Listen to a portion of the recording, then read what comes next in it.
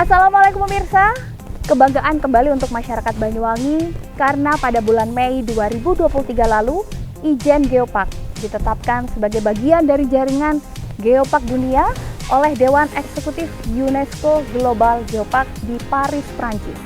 Mungkin bagi sebagian besar orang, Ijen Geopark di dalamnya hanya ada ijen saja. Namun ternyata pemirsa, di dalam Geopark itu sendiri ada beberapa situs-situs. Antara lain ada situs geosite, ada situs biosite, dan juga culture site.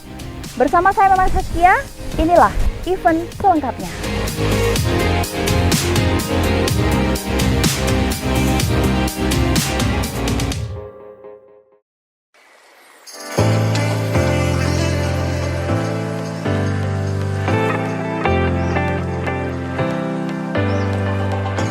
Ijen Geopark merupakan taman bumi yang kini telah masuk dalam UNESCO Global Geopark atau UGG, UNESCO, United Nations Educational, Scientific and Cultural, merupakan salah satu organisasi dunia di bawah PBB yang bergerak dalam bidang pendidikan, ilmu pengetahuan, dan kebudayaan. Pengukuhan Ijen Geopark menjadi bagian dari jaringan Global Geopark dari UNESCO dilakukan langsung oleh Presiden Global Geopark Network Nicholas Zorus, tepatnya pada tanggal 9 September 2023. Dalam konferensi internasional ke-10 UGG di Habos Cultural Complex, Marrakesh, Maroko, yang dihadiri tak kurang dari 1.200 lebih ilmuwan dan pegiat geopark dari 50 negara.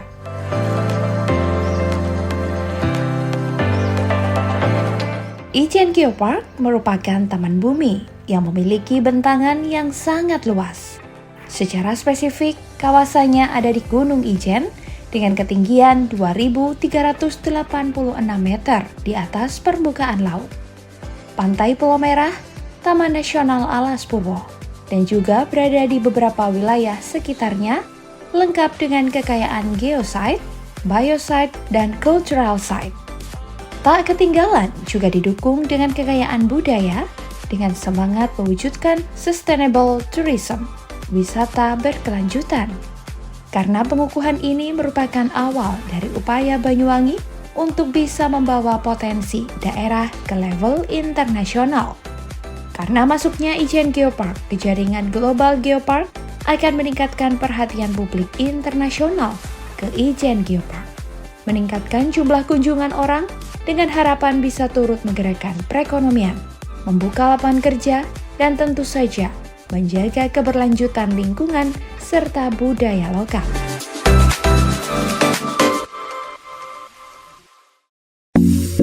Pemirsa, saat ini saya sudah bersama Ketua Geopark Ijen, Mas Abdillah. Ya.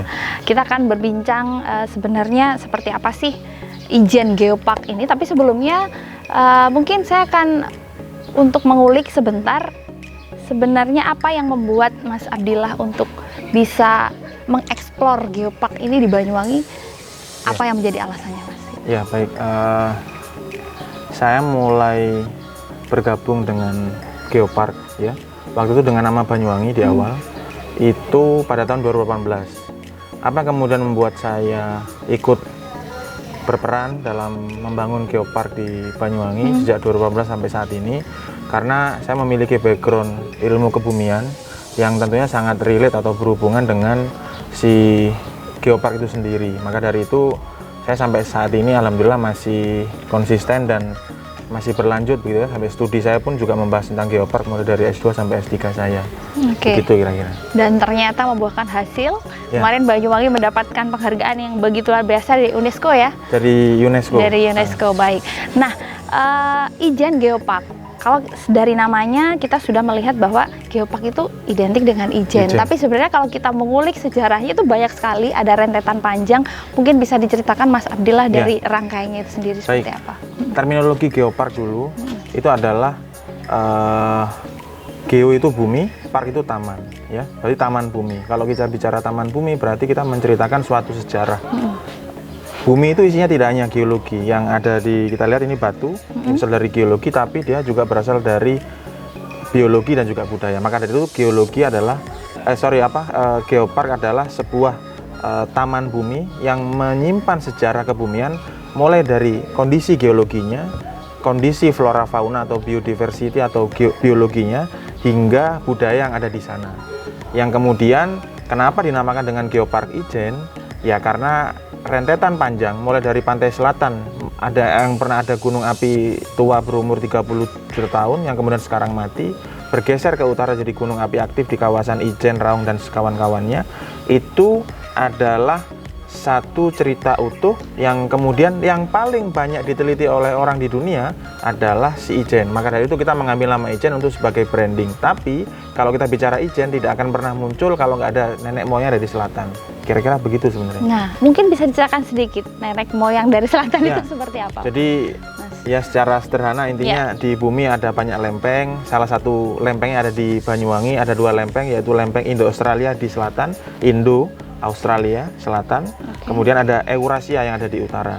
Saling bertemu menghasilkan panas. Panasnya keluar menjadi gunung api. Gunungnya di mana yang pertama? Di pantai selatan. Maka daratan pertama yang ada di Banyuwangi dari selatan. Oke. Banyuwangi yang utara dulu laut. Nah, kemudian gunung api itu bisa hidup, bisa mati, bisa setengah mati. Nah, posisinya yang di selatan sudah mati. Maka dari itu kalau sudah mati, tersisanya hanya bukit-bukit kecil dan batu-batu yang tersingkap di pinggir pantai. Kemana sekarang gunung apinya? Hasil dari tumbukan dari tadi ada di utara menjadi gunung api Tegak, ada Raung, ada Ijen, ada Ranti, ada Suket, ada Pendil, dan 22 yang lainnya. Maka dari itu nenek moyang dari selatan, sekarang cucunya ada di utara. Begitu kira-kira. Oke, baik. Kalau kita berbicara tentang Ijen Geopark yang kemarin mendapatkan penghargaan, ini sebenarnya rentetannya banyak ya, Mas. Tidak hanya di Ijen begitu. Ada culture site ya, ada Ya, biosite, betul. ada geosite. Mungkin bisa diceritakan sedikit geosite apa saja, biosite apa saja, dan culture site apa Ya. saja gitu. Sangat menarik, di Banyuwangi kita bisa menemukan mulai situs biologi, geologi hingga budaya. Kita bicara situs geologi dulu. Ya. Kita punya batuan yang dulu di dasar laut, sekarang ada di permukaan, yaitu ada di Watu Dodol, jadi lava bantal. Kemudian kita mempunyai gunung api yang telah mati, tersisa perutnya sedikit, itu ada di Pulau Merah, sekarang jadi pulau yang kecil di Pulau Merah yang menjadi jejak pembentukan emas dan tembaga. Kita memiliki batuan yang mengolom-olom kotak-kotak begini berjejer. Kalau di lokal namanya Watu Gedek, ada yang namanya Paras Tembok. Nah, di sana namanya Kekar Kolom. Ada di Teluk Hijau, Wedi Ireng dan sebagainya. Kemudian kita memiliki Ijen itu sendiri yang sangat luar biasa menarik begitu ya, dengan kawah terasam di dunia. Jadi danaunya itu seperti air aki alami. Jadi kalau naik kawah Ijen, bawa aki yang habis, airnya itu bisa diulang di sana. Karena ada air aki alami yang namanya danau asam itu. pH-nya mendekati 0,1. Ada api biru yang kemudian tercipta karena gas sulfur dari bawah permukaan atau perut gunung api naik ke permukaan, ketemu dengan panas dan suhu yang sangat tinggi, kemudian menghasilkan api biru. Dan juga kalau bicara biologi sangat banyak, kita punya 3 kawasan konservasi. Ada Cagar Alam Ijen, ada Taman Nasional Alas Purwo, ada Meru Betiri.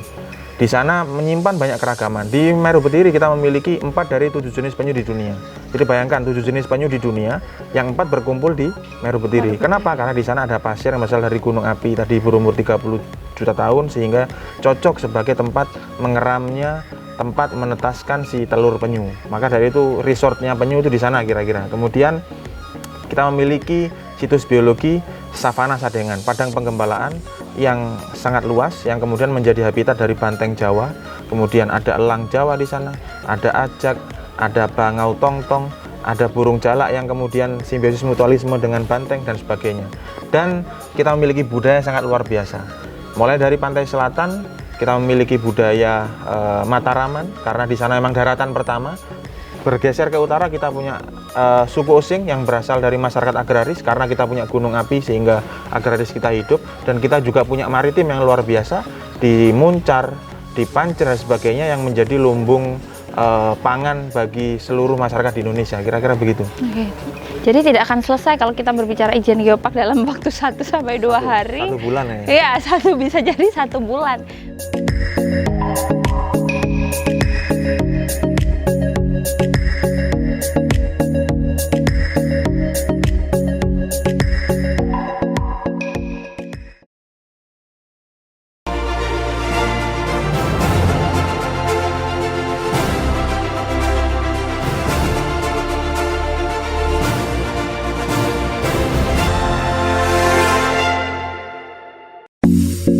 Untuk selanjutnya ini Mas Abdillah, ke depan dengan adanya kemarin yang sudah mendapatkan penghargaan, ke depan sepertinya akan dibawa seperti apa ini yang ada di Ya. Banyuwangi ini, Mas? Baik, jadi kalau kita bicara ke depan, Banyuwangi ke depan, kita akan membawanya menjadi lebih inklusif begitu ya. Jadi kalau sudah menjadi bagian dari UNESCO, maka kita harus berjejaring. Maka dari itu kita punya jaringan sekarang nih, seluruh dunia, seluruh geopark dunia. Maka kita harus manfaatkan untuk apa? Untuk penelitian. Mendatangkan orang-orang peneliti datang ke sini untuk belajar, saling belajar. Ataupun kita mengirim mahasiswa atau mengirim masyarakat yang ada di sini ikut program-program UNESCO yang ada di sana. Dan tentunya kami sudah menyiapkan salah satu program namanya jalur geowisata atau geotrail yang mengkoneksikan antara satu situs dengan situs yang lain dan inklusif, homestay-nya, rumah makannya, kemudian pusat oleh-oleh. Sampai kita tuh bikin jalur geowisata, contohnya begini Mbak, kita di kawasan selatan, kita di Alas Purwo, di sana dekat dengan produksi genteng Gedong Gebang. Kita membuat jalur geowisata, jadi tidak hanya destinasi, tapi genteng itu bisa dipelajari. Ternyata genteng Gedong Gebang itu bisa bagus gerabannya karena kandungan tanahnya sangat luar biasa, jadi wisata edukasi. Muncar dengan pabrik-pabrik ikannya bisa jadi wisata edukasi. Maka dari itu kita akan mencoba mengkoneksikan lewat namanya jalur geowisata atau geotrail, mulai dari pantai selatan hingga ke utara. Ada sekitar 4-5 tema. Sekarang sedang digodok dengan seluruh akademisi yang ada di Banyuwangi dan juga melibatkan seluruh kelompok masyarakat yang di tiap-tiap lokasi, yang harapannya bisa menjadi penggerak ekonomi, berputar ekonomi, dan menjadi wahana edukasi. Banyuwangi tidak hanya sebagai tempat jujukan foto-foto, tapi orang datang ke lokasi mendapatkan experience, mendapatkan edukasi. Kira-kira begitu. Baik. Dan itu sudah berjalan, Mas?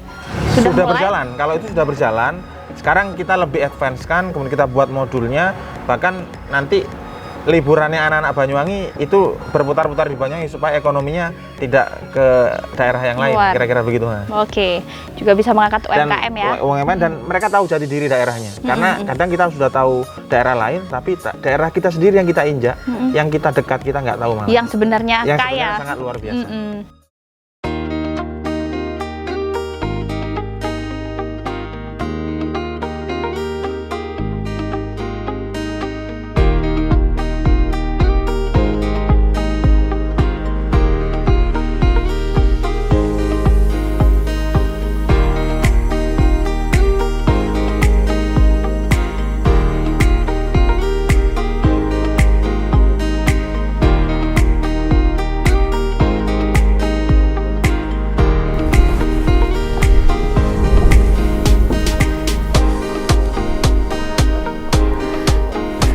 Salah satu bagian dari Ijen Geopark di situs biologi Biosite adalah Savana Sadengan. Savana Sadengan ini merupakan savana buatan dengan luas kurang lebih 84 hektar. Dengan tujuan untuk monitoring, konservasi, dan juga feeding ground bagi beberapa satwa yang hidup di sini. Antara lain ada banteng, rusa, dan juga babi kutil. Serta di satwa untuk burung, ada jalak putih dan beberapa spesies merak.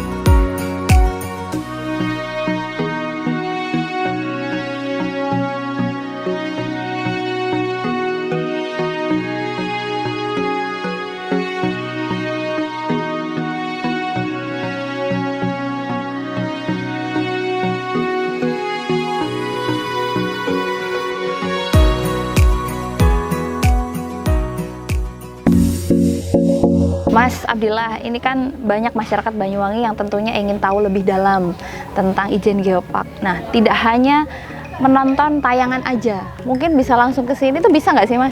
Ya, bisa. Jadi ini mungkin menjadi masalah gitu ya, yang belum clear bahwa kemudian tadi mungkin orang berpikiran bahwa Ijen Geopark hanya Gunung Ijen, sekecil itu saja, sehingga ya terkecoh begitu hanya melihat keindahan Ijen. Ternyata sangat luar biasa, mulai dari pantai selatan hingga ke utara, dan kita membuka lebar begitu informasi ini kepada semua masyarakat yang ada di Kabupaten Banyuwangi terutama, dan juga seluruh masyarakat di Indonesia, karena ini sudah statusnya sudah UNESCO.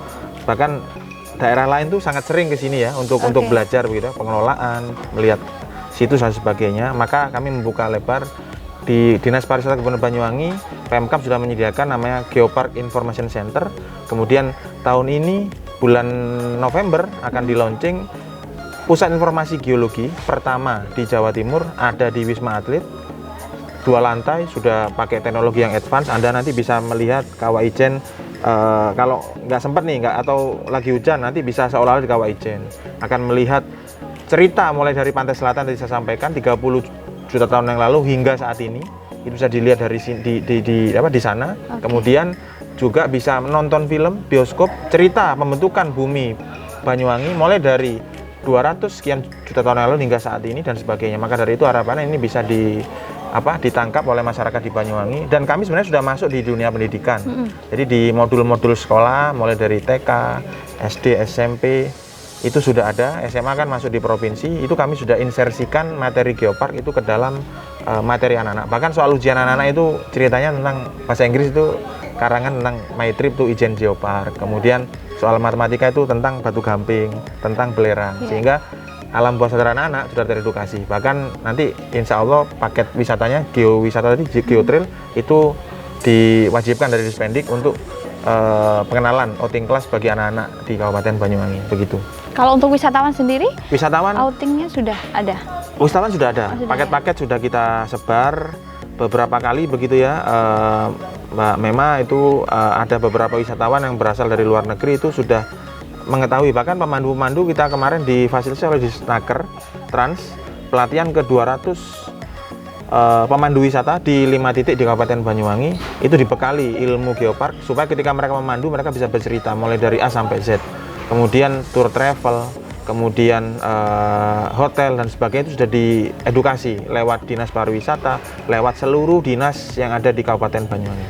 Oke, apakah ini juga merupakan benefit dari Banyuwangi mendapatkan piagam penghargaan dari UNESCO, jadi banyak wisatawan yang kesini, Mas? Tentu. Jadi yang jelas sekarang itu sudah di-endorse oleh UNESCO. Jadi kalau misalkan yang endorse saya kan pasti orang bertanya-tanya kan, ini tidak kredibel begitu.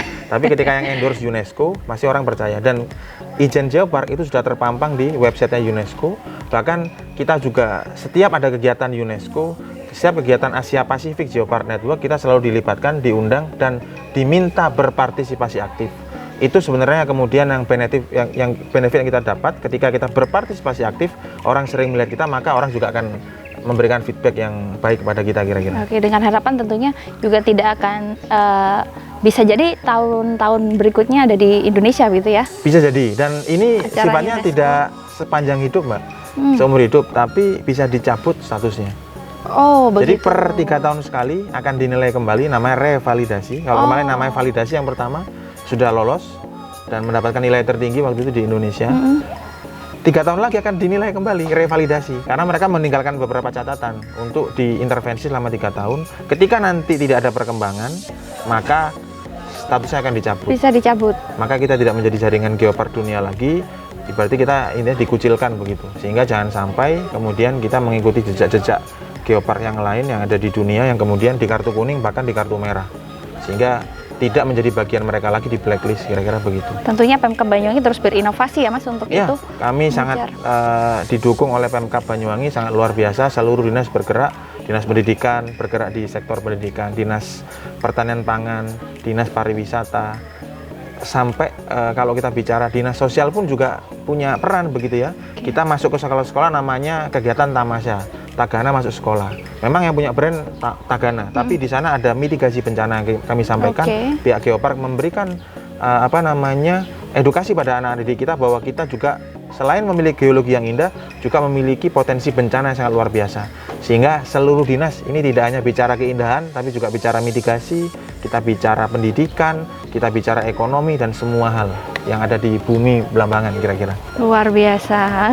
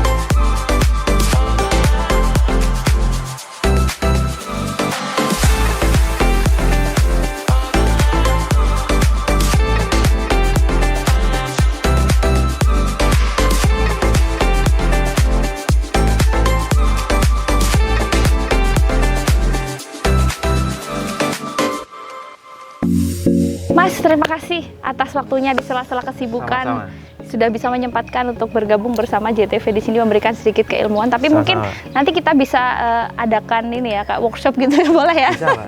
Dari JTV sendiri, karena kita dari sini ini semakin ingin untuk memperdalam ilmu geologi. Wah, Jadi, luar biasa. Intinya kalau dari saya, jadi di Banyuwangi itu sangat lengkap. Mau wisata laut dalam yang sekarang ada di permukaan nggak perlu menyelam, Iya. ada wisata laut dangkal, ada batu gamping, Iya. wisata gunung naik ketinggian ada, mau wisata tentang flora fauna kita lengkap. Kita punya penyu, kita punya banteng, kita punya macan dan sebagainya. Budaya apalagi Budaya. dari batu-batu ini dimanfaatkan oleh orang-orang menjadi situs, menjadi peradaban dan sebagainya, sehingga ini adalah paket lengkap cerita bumi. Mulai dari pembentukannya, kemudian kemunculan flora dan fauna, hingga manusia yang mendiaminya hingga saat ini menjadi warisan dunia. Kira-kira begitu. Terima kasih, Mas. Semoga Ya. Banyuwangi juga semakin mengudara ya. Insya Allah. Dan penghargaan dari UNESCO juga tidak sampai dicabut, malah bahkan lebih-lebih begitu. Siap, Terima insya kasih Mas Abdillah waktunya. Sama-sama.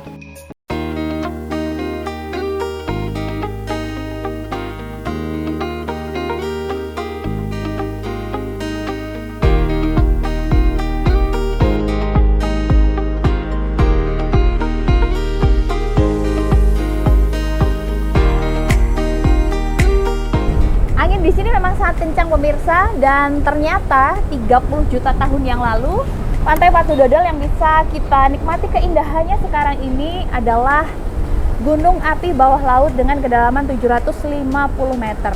Apabila dilihat dari struktur batunya yang sekarang kita bisa lihat, ini pecah-pecah karena ada tekanan tektonik yang bisa menyebabkan batu tersebut pecah-pecah. Makanya kalau Anda datang ke Banyuwangi, selain bisa menikmati alam yang luar biasa, Anda juga bisa mempelajari sejarah-sejarah tentang berbagai tempat-tempat destinasi wisata yang ada di Banyuwangi. Anda bisa datang ke Dinas Kebudayaan dan Pariwisata Kabupaten Banyuwangi. Nah, termasuk Watu Dodol ini yang merupakan bagian dari Ijen Geopark. Nah, pemirsa, akhirnya usai sudah event episode Ijen Geopark pada kali ini. Saya Mema Saskia beserta seluruh kru yang bertugas pamit undur diri. Sampai jumpa di event selanjutnya. Wassalamualaikum warahmatullahi wabarakatuh.